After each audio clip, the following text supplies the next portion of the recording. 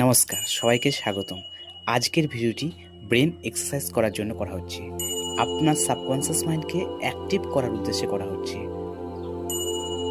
এই এক্সারসাইজটি মাইন্ডকে রিল্যাক্স করে, কনফিডেন্সকে বাড়ায়, হিপনোসিসের জন্য প্রস্তুত করে। এইটি খুবই পাওয়ারফুল একটি পদ্ধতি।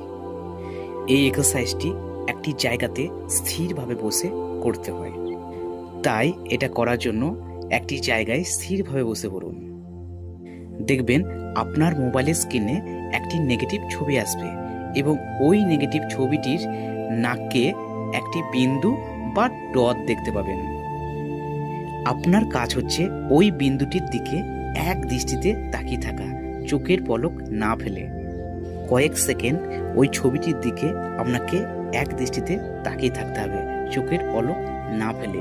কয়েক সেকেন্ড পর ছবিটি চলে গেলে একটি সাদা পর্দা এলে ওই ছবিটি স্পষ্ট রূপে আপনি ওই সাদা পর্দাতে দেখতে পাবেন।